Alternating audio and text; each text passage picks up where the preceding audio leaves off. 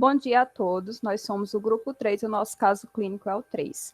A paciente BWQ de 64 anos, sexo feminino, branca, casada, mãe de 3 filhos, cabeleireira, natural e procedente de Lavanda Azul, cursou ensino médio incompleto. Foi atendida na UBS do bairro com diagnóstico médico de diabetes mellitus tipo 2.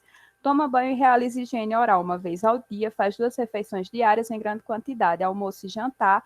Refere ingerir média quantidade de água e habitualmente dorme às 22 horas e acorda às 6 horas. Urina uma vez ao dia em grande quantidade, de cor amarelo claro e odor característico. Evacua cerca de uma vez ao dia em pequena quantidade de cor marrom claro, consistência firme e odor característico. A sua frequência respiratória é de 19, torácica superficial e regular. A pressão arterial é de 130 por 80, o pulso em artéria radial é de 83 batimentos por minuto, regular, forte e cheio. A temperatura axilar é de 36,6 graus Celsius e apresenta uma lesão em membro inferior direito, com amputação do primeiro e segundo podáctilo, pele branca, desidratada, morna ao toque, textura fina, mobilidade, elasticidade e turgor diminuídos. Normolínea, peso de 103 kg, altura de 1,87 metros e o índice de massa corpórea é de 29,5. Manifesta preocupação quanto ao seu diagnóstico e relata preocupação em não poder trabalhar. Fatores etiológicos e comorbidades que afetam o processo de cicatrização. As doenças crônicas, elas interferem diretamente na cicatrização, e a paciente tem diabetes mellitus, e isso ocorre devido às complicações cardiovasculares e devido ao excesso de glicose, que pode prejudicar o funcionamento do sistema imunológico. Ou seja, esses vasos doentes diminuem o fluxo sanguíneo, especialmente para pernas e pés. E no caso, a nossa paciente tem uma ferida no pé. E isso acaba prejudicando o processo de cura. E os altos níveis glicêmicos, eles incapacitam as células de defesa do organismo. Esse excesso de glicose torna essas células de defesa menos eficazes e impede que elas alcancem e matem seus alvos. Além disso, alguns desses micro-organismos se alimentam da glicose extra no sangue, que facilita mais a formação de uma infecção, que é responsável por úlceras graves e até mesmo amputações. Em relação à idade, a nossa paciente tem 64 anos. Então, a idade ela torna as pessoas mais suscetíveis às lesões e retarda as fases de cicatrização, porque acontece uma diminuição na resposta inflamatória, na síntese do colágeno, que é depositado continuamente na ferida para formar o novo tecido, e na neoangiogênese, que é a formação dos novos vasos sanguíneos.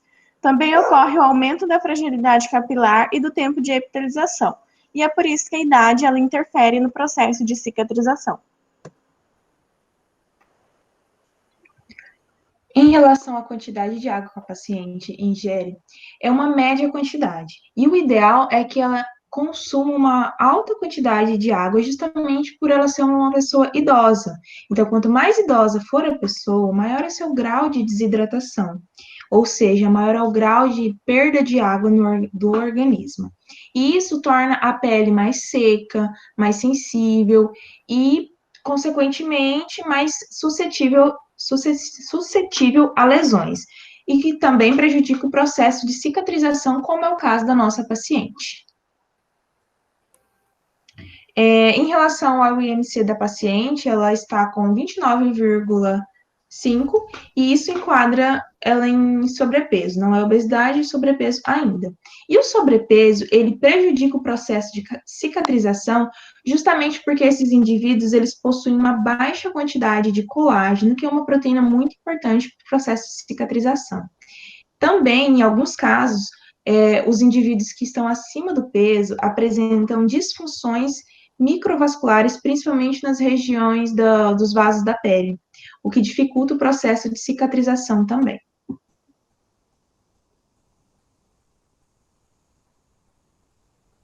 Além disso, a paciente ela faz apenas duas refeições durante o dia, e essas refeições são em grandes quantidades.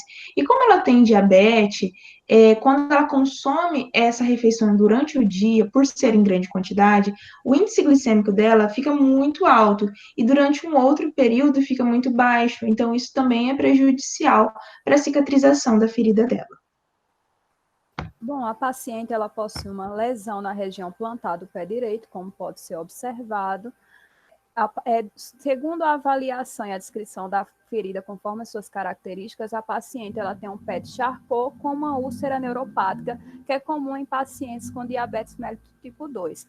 A ferida é complexa de grau 2 na escala de Wagner, localizada na região podálica plantar metatarsal direita, com exudato pioemático alto, com biofilme aderido ao tecido de granulação e de profundidade variável. As bordas da ferida do lado direito não são aderidas ao leito da lesão e as bordas do lado esquerdo são regulares e desniveladas. Há também a presença de um halo de hiperqueratose ao redor da lesão.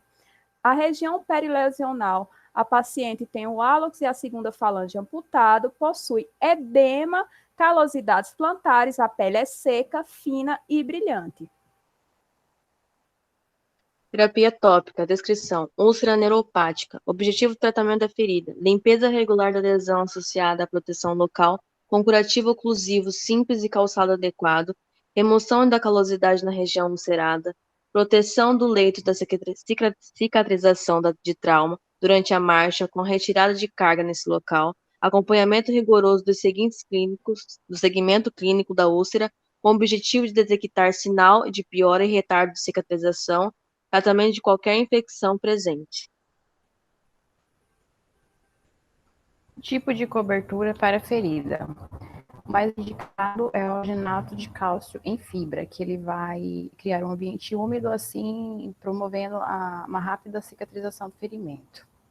Proceder à limpeza conforme a técnica de irrigação, secar a pele adjacente, aplicar diretamente sobre o leito da ferida, evitando contato com a pele íntegra e ocluir com o curativo secundário estéril. Se a ferida for cavitária, preencher a cavidade com alginato de cálcio em fita. O período de troca geralmente é a cada 24 horas com gaze comum e 48 a 72 horas com películas semi-impermeáveis.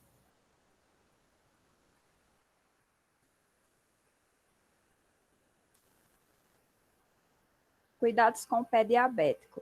Bom, os cuidados com o pé diabético, cuidados gerais. Usar meias sem costuras brancas, trocando-as diariamente. Ter uma boa higiene, cortar as unhas em linha reta, não muito curtas, sem retirar a cutícula. Examinar diariamente o pé, olhar com o espelho, procurar por cortes, rachaduras, inchaço e calor localizado, entre outros cuidados. Essas são as nossas referências e obrigada.